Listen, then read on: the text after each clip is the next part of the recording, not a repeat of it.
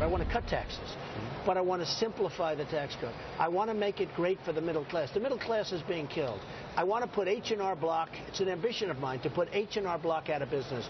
Nothing personal against H&R Block, but you heard him. The businessman candidate wants to downsize our massive tax code and cut taxes for the middle class. Hi, everybody. I'm David Eisen. Welcome to Forbes on Fox. The Trump campaign telling me this week that Donald's tax plan is going to be coming out in just a couple of weeks, and his team may be reaching out to our very own Steve Forbes. Before they do, Steve talks to us. Joining Steve today is Mike Ozanian, Elizabeth McDonald, Sabrina Schaefer, John Tamney, and Nomi Kantz. Okay, Steve, here's what the Donald says specifically about the flat tax. Play the tape. The problem with the flat tax is it's sort of the same. I actually believe that people, as they make more and more money, can pay a higher percentage. Steve, what do you think he's going to do? We don't know yet. He may be meeting with some of us to discuss ideas. We'll see what happens. But I hope he goes for a pure flat tax. He's the master of the art of the deal. So you go for purity, and then you negotiate when you get elected and you have to deal with Congress. But if you, at the beginning, keep the old code, that's just going to be a breeding ground like a swamp for more complexity. We tried this in 1986, and we ended up with the beast we have today. Go for simplicity. Nomi, wouldn't simplicity be a good thing?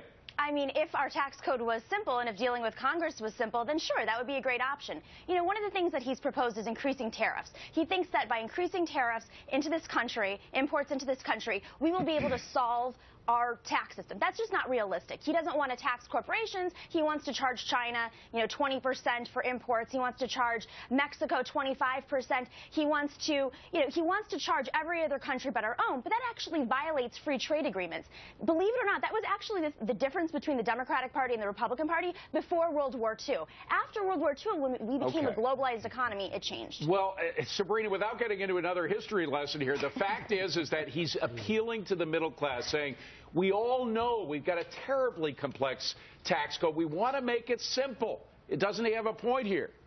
Well, he certainly does, and it gives me a modicum of hope that he's willing to meet with Steve and Steve Moore and others who obviously have their head on their shoulders correctly.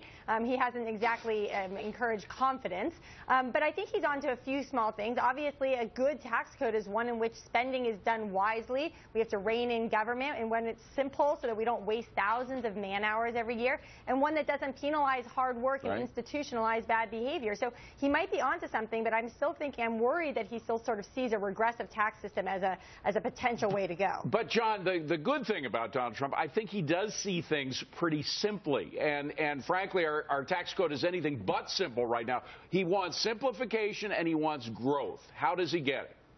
Well, the best way to do that would be to scrap the income tax in favor of a consumption tax. The federal government quite simply should not be penalizing work.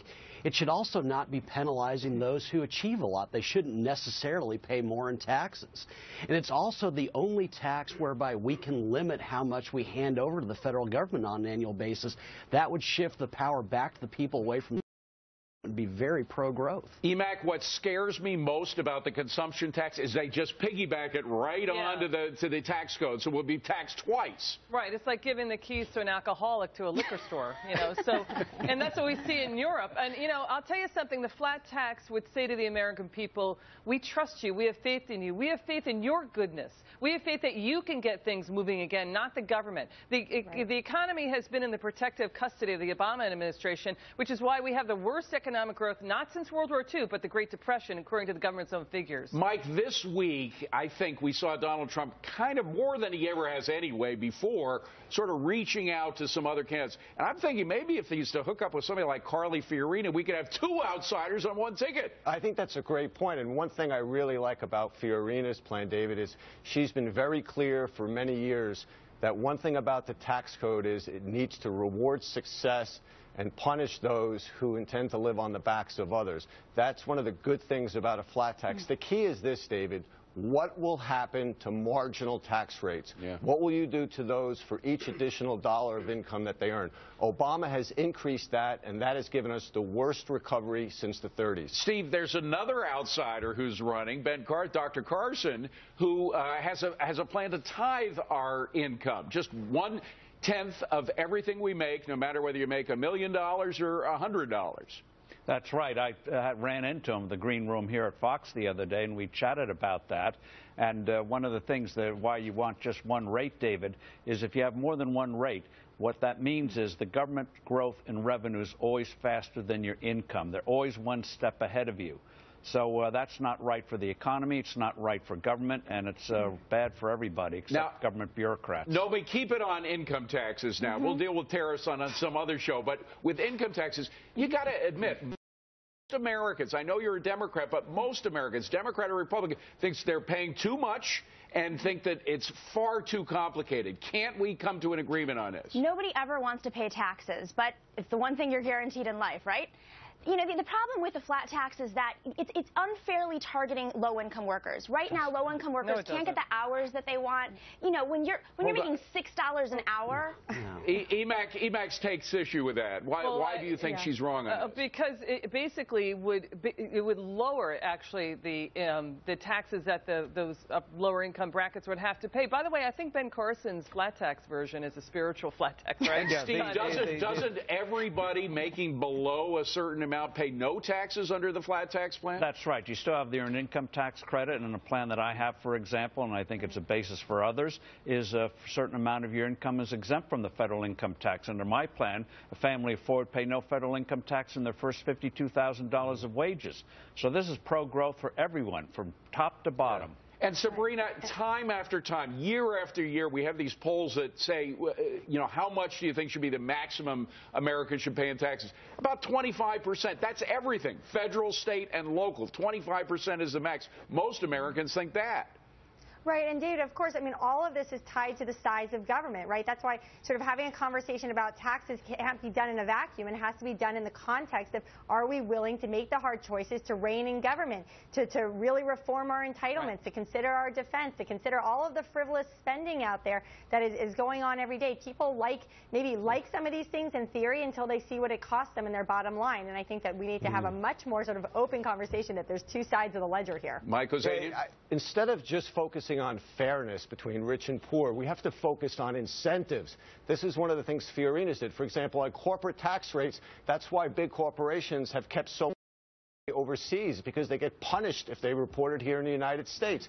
With small businesses and individuals, it's the marginal tax rate. You get incentives for investment and growth when you lower marginal tax rates. And that's what we have to focus on. I know that I like Mike Huckabee. He used to work here. I know him well. He's for the consumption tax, what he calls the fair tax. But Rand Paul, who's, I think, more ideologically akin to you, he's the libertarian running, he's in favor of a flat tax. What's wrong with a flat tax?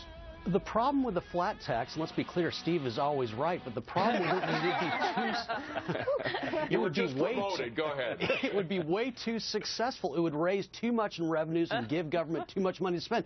I also don't like the idea of having to prove my income to the federal government. But John, Milton Friedman, I hate to bring up a figure from the past. Milton Friedman, the great free market economist, he hated the consumption tax because he said it would be too effective. Exactly what you're saying about the flat tax. He thought that the consumption tax would bring in too much money to the government. Well, if it does, let's lower it. But at least this way we can limit how much we hand over every year, and it doesn't penalize success in the way that the flat tax does. Quick last word from Steve. Steve, honestly, you know Mr. Trump, you're familiar with his circumstances, et cetera. You've run for president. What do you think in the end he's going to choose? We don't know, because he doesn't know yet, but 30 countries have done the flat tax very effectively. If he comes out with that, then his campaign gets another boost, and they can't say that he's just tapping into discontent. He's got something, the beef is on the table. Okay, well, he could do a lot worse than consult Mr. Steve Forbes on this.